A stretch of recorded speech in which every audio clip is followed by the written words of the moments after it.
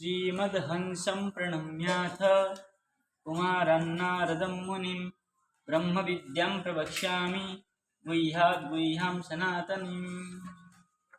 ज्ञानस्वरूपं च हरेरदीनं शरीरसंयोगवियोगयोग्यम् अणुं हि जीवं प्रतिदेहभिन्नं ज्ञातृत्ववन्तं यदनन्तमाहो। ये श्लोक की व्याख्या हम कर चुके हैं। जीव स्वरूप है ये श्लोक। ये भी निम्बार्क संप्रदाय का 10 श्लोकी का प्रथम श्लोक है और इस श्लोक में जीव का स्वरूप वर्णन किया गया। 4 स्वरूप बताया। क्या क्या है? ज्ञान स्वरूपम जीव और ज्ञात क्या है या हरेर अधीनम अंशांशी भाव जो कहते हैं, सभ्य सेवक भाव इसको कहते हैं। हरे अधीनम दूसरा स्वरूप है। शरीर संयोग वियोग यज्ञम ये तीसरा स्वरूप है। अणुम ही जीवम ये चौथा स्वरूप है। 4 स्वरूप जीव के बताए। ऐसे ही जीव, ये जो 4 प्रकार के जीव है, ऐसे जीव, यही जीव क्या करते हैं? गुरु के द्वारा भगवान से भगवान को प्राप्त करते हैं। गुरु इसको प्राप्त करवाते हैं। यही ओम और तीन पद का व्याख्यान किया था। इसमें भी 2 बात चली कि जीव जो है नित्य मुक्त और मुक्त और बद्ध 3 प्रकार का और बताया। ये ऐसे स्वरूप वाले जो जीव है वो भी 3 प्रकार के, नित्य मुक्त, मुक्त और बद्ध। इसकी व्याख्या हम कर ही रहे थे। उसमें आया था गोपी जन में जो गोपी पड़ा है, गोपी शब्द से हमने क्या लिया था? प्रकृति। गोपी शब्द से प्रकृति, और प्रकृति से जो उत्पन्न है जायते इति जन्म, है ना? क्या है धातु? क्या है? जनी प्रादुर्भाव है, ठीक है ना? जनी प्रादुर्भाव धातु से ही जन बना है। तो प्रकृति से जो उत्पन्न होता है वो गोपी जन है, ऐसा अर्थ किया। और वल्लभ, वल्लभ मतलब पति, ज्ञान प्रकाश कर। वल्ल, वल्ल शब्द का अर्थ किया था कल, अज्ञान रूपी आवरण। भयति प्रकाशी, अज्ञान अंधकार को जो प्रकाश करा दे वो है वल्लभ। ये हमने कल चलाया, ठीक है ना? अब कह रहे हैं चरमेणात्ममोहस्य विधानं परिकीर्तितम् अनेनैवास्य शास्त्रस्य अनुबंधा प्रकृतिता, ठीक है ना? अब अनुबंध को कहने जा रहे हैं। क्या इसकी व्याख्या कर रहे हैं? अनुबंध। ये अनुबंध क्या है?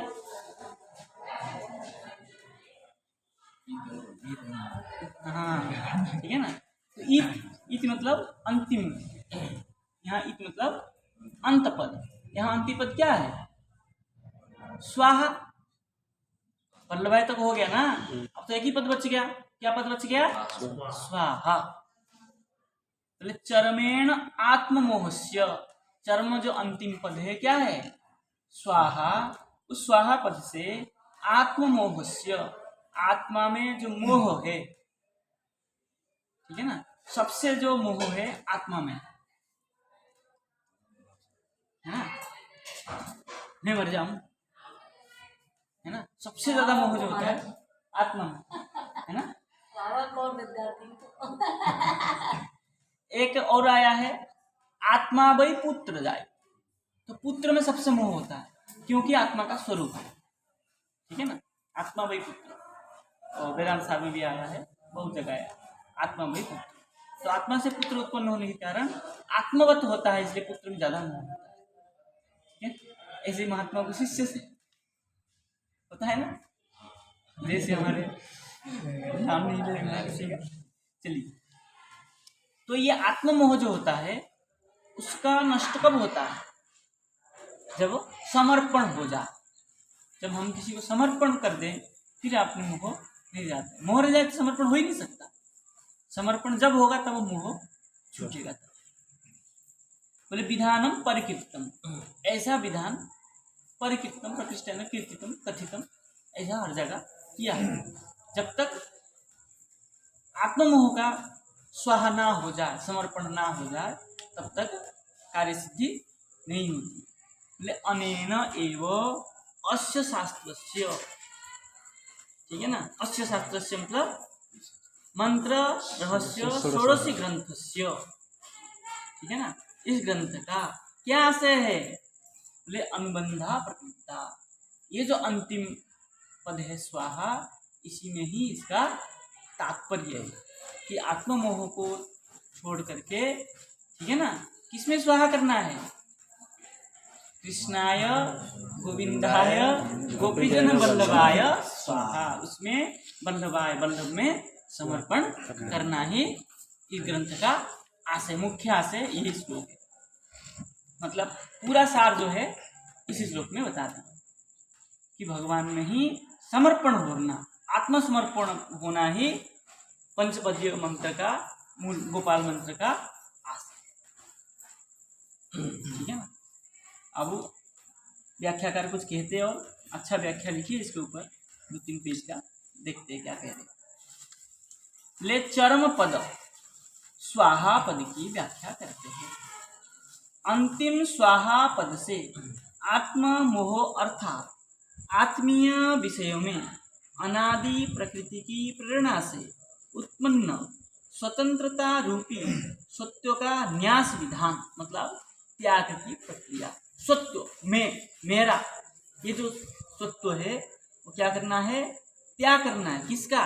जो आत्मा विषय है उसमें सबसे मोह है, उसी मोह को ही त्याग करना। क्या करके क्या करना है? तात्पर्य है कि आगे कही जाने वाले रीति से मुमुक्षु अपने आत्मीय सत्व को त्याग कर क्या करते हैं? पूर्वोक्त लक्षण संपन्न मध्यमर्थ की व्याख्या वाले पूर्वोक्त चतुर्थ पद कौन हुआ? गोपीजन वल्लभाय। चतुर्थ पद में निहेतुक कारुण्यादि गुणवश जीव के उद्धार की इच्छा से मनुष्य रूप से पृथ्वी पर अवतीर्ण भगवत रूप, भगवान के स्वरूप श्रुवास्थानीय श्री गुरुदेव में क्लीम का टिप घुमा के वहीं ले जा रहे। क्लीम में हमने क्या अर्थ किया था? क्ल ई म, क्ल से लिया था हमने कृष्ण, क्ल से कृष्ण, ई से इनगतो करके गुरु और म से जीव, जीव स्वरूप जीव को बताया। ऐसा जीव है ना, इकार के द्वारा, मतलब क्या है? श्रुवा के द्वारा किसने समर्पण करना है? कृष्णाय स्वाहा, ठीक है ना, कृष्ण में आहुति देना मतलब समर्पण करना। ये कह रहे हैं मनुष्य रूप से पृथ्वी पर अवतीर्ण होता है। जीव जो है मनुष्य रूप से पृथ्वी पर अवतीर्ण होता है। अवतीर्ण होकर के श्रुवास्थानीय जो ईकार, ठीक है ना, इकार में मतलब गुरु में समर्पण होकर के, ठीक है ना, गुरुदेव में उसे रखकर, मतलब उससे आश्रय बनाकर क्या करता है? गुरु द्वारा ही अग्नि स्थानीय प्रथम पदार्थ कृष्णाय पदार्थ में प्रथम पदार्थ की व्याख्या रूप श्री कृष्ण पदार्थ से अंतिम गोविंद पदार्थ के लिए समर्पण कर दे। स्वाहा से यह अर्थ निकलता है, मतलब कृष्णाय गोविंदाय से क्या हो जाता है? स्वाहा, समर्पण करना कृष्ण के लिए ही है। और क्या कह रहे हैं? यह धारणा करके मैं और आत्मीय, मेरे जो कुछ आत्मा के प्रिय वाले हैं, आत्मीय मतलब आत्मा के जो प्रिय है, पुत्र आदि, ठीक है ना, सब प्रथम पदार्थ से अभिन्न, प्रथम पदार्थ मतलब श्री कृष्ण से अभिन्न कृष्ण के लिए ही है, ऐसा विचार करना चाहिए। मेरे लिए नहीं है, मेरा कुछ भी नहीं है, और जो कुछ है मेरे लिए नहीं है, सब किसी के लिए है। कृष्णाय स्वाहा, कृष्णाय अर्पयामि, ऐसा निश्चय कर पूर्व पद में जो चतुर्थ विभक्ति है उसके लिए समर्पण कर दे। स्वाहा पद का संक्षेपार्थ यही है। और कह रहे हैं, गीता में कहा है, तमेव शरणं गच्छ सर्वभावेन भारत तत्प्रसादा भवाप्नोषि शाश्वत पदमव्ययम् सर्वधर्मान् परित्यज्य मामेकं शरणं व्रज और अहम त्वं सर्वपापेभ्यो मोक्षयिष्यामि मा शुचः। कुछ भी सोच विचार मत करिए, मेरे शरण में आ जाइए, मैं सब कुछ शुद्ध करके मुक्त कर दूंगा। ठीक है ना, मोक्षयिष्यामि, मैं मोक्ष कर दूंगा तुम्हें, मेरे शरण में तो आओ। तो कैसा शरण में जाए हम? तो सब कुछ आत्मा और आत्मियों को त्याग करके कृष्णाय गोविंदाय गोपीजन वल्लभाय स्वाहा। ठीक है, ये सामान्य अर्थ एक प्रकार के किए। अब और कुछ इन्होंने अपने सिद्धांत के अनुसार लिखा है। क्या लिखा है? हे अर्जुन, तुम सर्व संबंध दास्य वात्सल्य मित्रादि पूर्वक इस परमात्मा के शरण में जाओ। उसकी प्रसन्नता से तुम शाश्वत मुक्ति पद प्राप्त करोगे। सर्वधर्मान आदि श्लोक का अर्थ ये कर चुके हैं। ठीक है, ये हम सामान्य अर्थ में कर ही चुके। यो ब्रह्मांडं विदधाति आत्मा, ये उपनिषद का पंक्ति आया है। यो ब्रह्मांडं विदधाति आत्मा, जो आत्मा ब्रह्मांडं विदधाति, ब्रह्मणा मतलब भगवान को क्या कर देता है?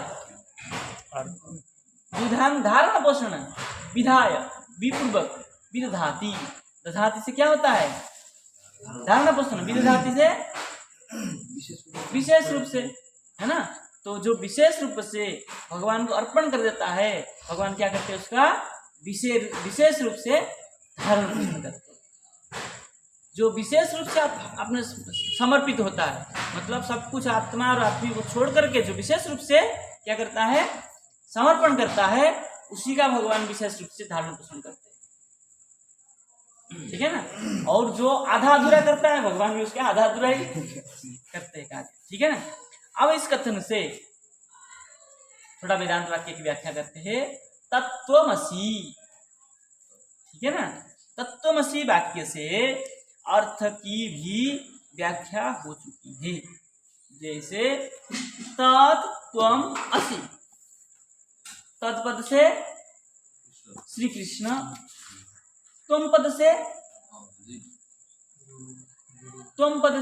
तस्य, है ना।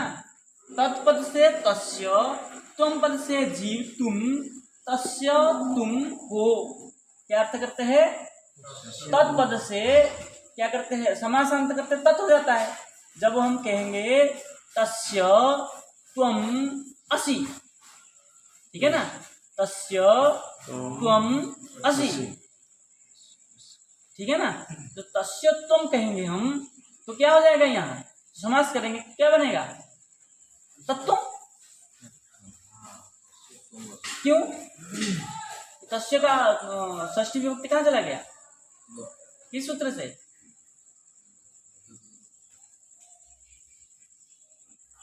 अंतरंग स्वादे महार। ये अंतरंग स्वादी का महार हो गया। जो अंदर पड़ा होता है स्वादी, जो समास होता है, उसका लोप हो जाता है।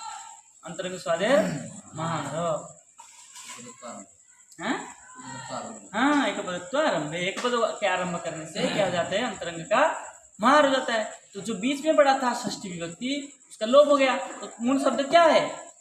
तत्शब्द है। तो तत्शब्द मूल शब्द है, मूल आ गया। तो क्या हो गया? तत्त्वम। ठीक है। तो उसका जब अर्थ करेंगे तो विग्रह करेंगे, तस्य त्वम तत्त्वम असि। ठीक है ना। तस्य कस्य? श्री कृष्णस्य गोविंदस्य गोपीजन वल्लभस्य त्वम जीव असि हो। असि किस धातु से बना? असभुवि सत्तायाम। ठीक है ना। देखिए उसका अर्थ कर रहे हैं और समझा रहे हैं उसको। इसे संक्षेप में दिखाते हैं। तत्त्वमसि में तत्, त्वम और असि ये 3 पद है। इसमें तत्पद का अर्थ पूर्वोक्त प्रथम पदार्थ से अभिन्न ही वासुदेव भगवान है, श्री कृष्ण है, ठीक है ना। तस्य करके हमने किसको लिया था, कृष्णस्य गोविंदस्य। त्वम पदार्थ से पूर्व में मकारार्थ से अभिन्न जीवात्मा, ठीक है ना।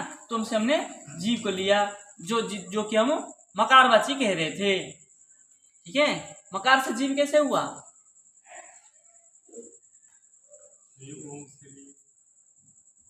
म से जीव कैसे हुआ,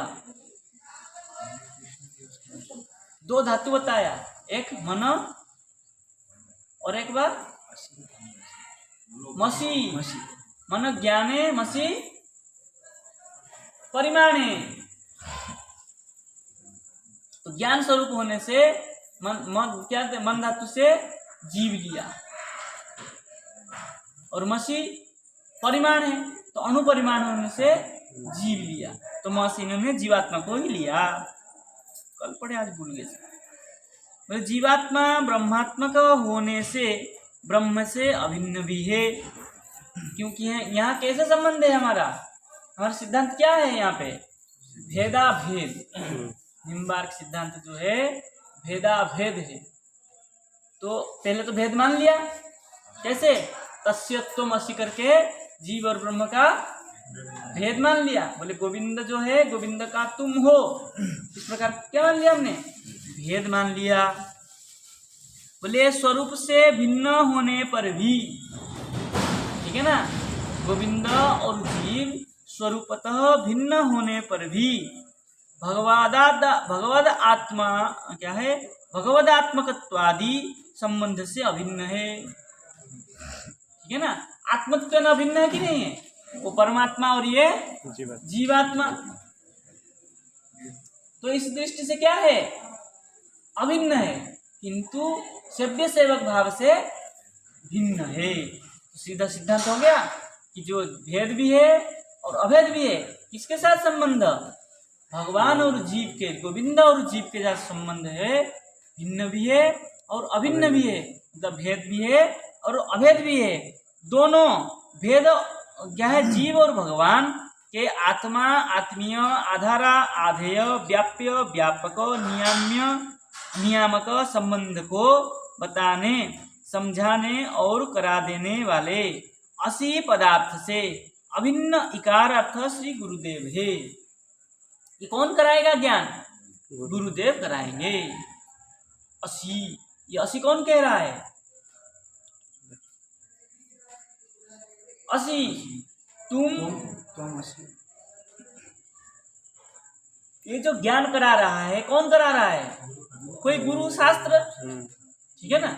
ये जो कह रहा है कि तुम भगवान के साथ तुम्हारा जो संबंध है, क्या क्या संबंध बताया, आत्मा, आत्मीय, आधार, आधेय और व्याप्य, व्यापक, नियम्य, नियामक, ये जो संबंध बताया कितना है, आत्मा, आत्मीय, आधार, आधेय, व्याप्य, व्यापक, नियम्य, नियामक, चार संबंध जो है ये तुम्हारा जीव और गोविंद के साथ तुम्हारा जो संबंध है, चार प्रकार के, ये कौन बता रहा है, गुरु बता रहे शास्त्र के द्वारा।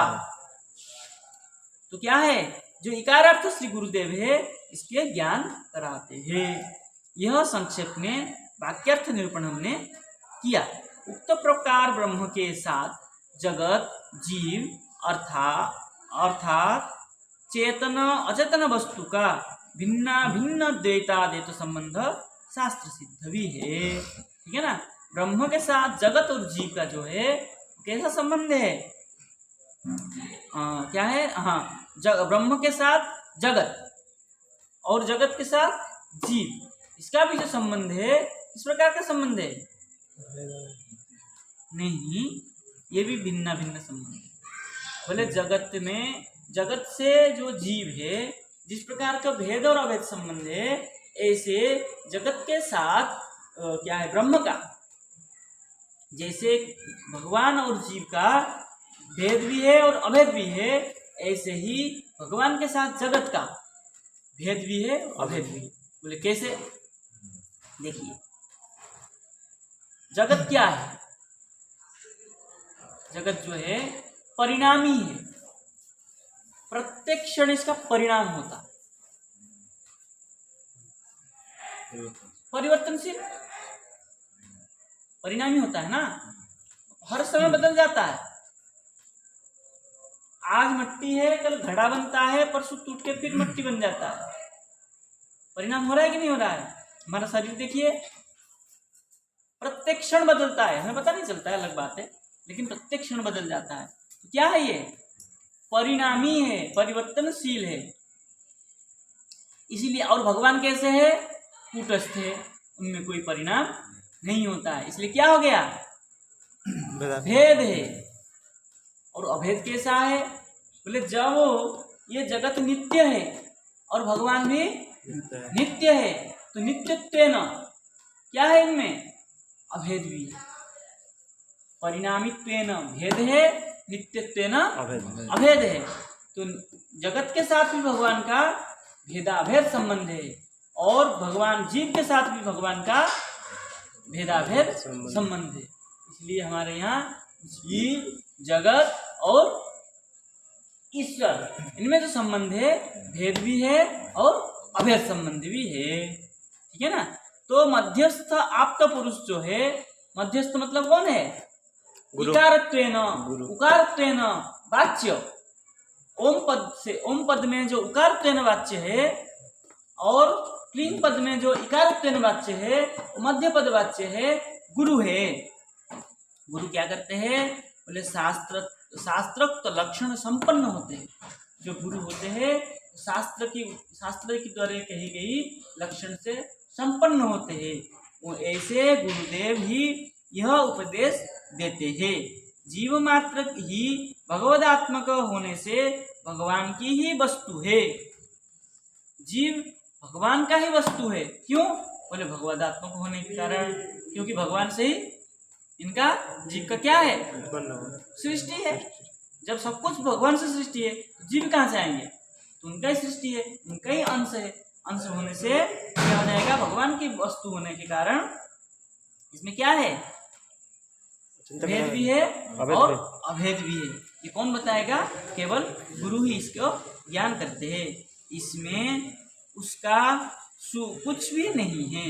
मतलब इसमें जो जीव का है, जीव स्वतंत्र कुछ नहीं जानता है, लेकिन कोई ज्ञान कराने वाला गुरु भगवान इसको बता देते हैं कि तुम ऐसे है। अब जो है और कुछ लिखते हैं।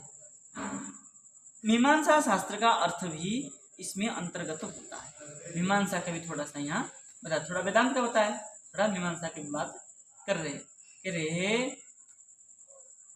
प्रपत्तव्य भगवान श्री कृष्ण को जगत जन्मादि के कारण प्रतिपादन करने से उनमें सब शास्त्र का समन्वय दिखाया। ठीक है ना? हमने एक पहले सूत्र पढ़ा है, तत्तु समन्वया। पहले सूत्र, उससे पहले आया शास्त्र योनित्वात्। पहले सूत्र आया शास्त्र योनित्वात्, उसके बाद सूत्र आया तत्तु समन्वयात्। बोले शास्त्र का जो कारण है कौन है? श्री कृष्ण गोविंद है। तत्तु, तत् मतलब श्री कृष्ण, तू समन्वयात्, उसका किसके साथ समन्वय करना चाहिए? श्री कृष्ण के साथ ही समन्वय करना चाहिए। किसका? शास्त्र वाक्य का। क्योंकि शास्त्र का कारण जो है श्री कृष्ण ही है। ठीक है ना? इसलिए क्या करना चाहिए? उसी में ही उसका समन्वय करना चाहिए। कह रहे हैं जगत जन्मादि के प्रति कारण प्रतिपादन करने से उनमें सब शास्त्र का समन्वय दिखाया। अतः प्रथम समन्वय अध्याय का अर्थ ब्रह्मसूत्र में प्रथम अध्याय जो है, क्या अध्याय है? समन्वय अध्याय। ठीक है ना? प्रथम अध्याय समन्वय अध्याय। समन्वय अध्याय का यही तात्पर्य है, जो कुछ है सब श्री कृष्ण में ही समन्वय करना चाहिए, श्री कृष्ण में ही समझना चाहिए, ये अर्थ किया। ठीक है ना? कृष्ण परमात्मा में सर्वशास्त्रों का प्रमाण दिखाने से उससे अन्य प्रकृत्यादि कारणवादी सांख्यादि शास्त्रों को मत का अप्रमाणिक प्रकाशित हो जाता है, सिद्ध हो जाता है। सांख्य शास्त्र जो कहता है सब कुछ क्या है, प्रकृति कारण है, सब कुछ प्रकृति से ही उत्पन्न हुआ। भाई प्रकृति कहाँ से उत्पन्न हुई वो तो देखो, प्रकृति तो अनित्य है, नित्य तो नहीं है। आपने स्वयं कह रहे हैं पुरुष क्या है, पुरुष प्रकृति नहीं है, पुरुष क्या है, नित्य है, और लेकिन वो क्या है, साक्षीभूत है। तो पुरुष जब नित्य है, प्रकृति अनित्य है, तो साक्षीभूत पुरुष ही तो नित्य हुआ, प्रकृति हमारा अनित्य है। इससे स्पष्ट हो जाता है प्रकृति से पूर्व पुरुष था। वो पुरुष दो प्रकार का है, जीवात्मा और परमात्मा, ईश्वर और जीव से भेद किया है, ठीक है ना। किंतु वो जो पुरुष है वो नित्य है, तो प्रकृति से उत्पन्न नहीं हुआ। किससे उत्पन्न हुआ, पुरुष से उत्पन्न हुआ। अतः प्रकृति आदि जो कारण मानते हैं वो शास्त्र खंडित हो गया, ठीक है। इससे दूसरे अविरोध अध्याय का, ब्रह्मसूत्र का दूसरा अध्याय जो है अविरोध अध्याय, मतलब विरोध नष्ट होना, विरोधाभाव, ठीक है ना। अविरोध अध्याय, तीसरा अध्याय साधना अध्याय, और चौथा अध्याय फलाध्याय व मोक्षाध्याय कहते हैं। क्या क्या अध्याय, चार अध्याय ब्रह्मसूत्र का, समन्वय अध्याय, अविरोधाध्याय, साधन अध्याय, मोक्ष अध्याय व फलाध्याय कहते हैं, ठीक है ना। ये जो दो अध्याय समझ में आ गए, सिद्ध क्या है, अविरोध अध्याय का अर्थ भी आक्षेप से सिद्ध हो गया, क्योंकि ये जो विरोध किया था प्रकृतिवादी सांख्यवादी, उनका भी सिद्धांत खंडित हो गया, क्योंकि उनका सिद्धांत में ही कह रहा है क्या है, पुरुष जो है नित्य है और प्रकृति जो है अनित्य है, परिणामी है। तो जब पुरुष ही नित्य हो गया तो प्रकृति से पूर्व पुरुष था, ठीक है ना, तो पुरुष से ही प्रकृति का उत्पन्न हुआ। इसलिए तुम्हारा सिद्धांत भी, प्रकृतिवादी जो सांख्यवादी है उनका सिद्धांत भी खंडित हो गया। भगवान की शरणागति में सब शास्त्रों का अंतर्भाव निरूपण करने से साधन अध्याय का भी अर्थ कह चुके। साधन अध्याय क्या है, हमारा साधन क्या है, भक्ति ही साधन है। कैसा भक्ति, भगवान में समर्पण होना ही हमारा साधन है, ठीक है ना। बात कह ही दिया हमने, ठीक है कि नहीं। स्वहापद से क्या होना चाहिए, भगवान कृष्णाय गोविंदाय गोपीजन वल्लभाय से वल्लभाय में अर्पण होना ही साधन है हमारा। तो साधन अध्याय को भी कह दिया। अब दे दिया फलाध्याय, ठीक है। अभिन्न भगवान शब्द के वाच्य प्रवर्तव्य भगवान भावापत्ति लक्षण मोक्ष स्वीकार करने से चौथे फलाध्याय का अर्थ भी कह चुके, ठीक है ना। फलाध्याय, फल क्या है, भगवान की प्राप्ति, भगवान प्राप्ति, मोक्ष प्राप्ति ही क्या है, फलाध्याय है। तो जब ऐसे साधन हम करेंगे, जब गुरु लेके वहां मिला देंगे, जब भगवान हमको मिल जाएंगे तो सब कुछ हमें मिल गया। भगवान मिल गए तो क्या बाकी रह गया, जब सब कुछ मिल गया, फल प्राप्ति हो गई, तो फलाध्याय भी हो गया। ब्रह्मसूत्र का 4 अध्याय का सार संक्षेप जो है हमारा पंचपदीय गोपाल मंत्र में समाहित है, ठीक है ना। आज इतना ही करते हैं, कल आगे जो व्याख्या है कल उसको और करेंगे, ठीक है। जय जय श्री राधे।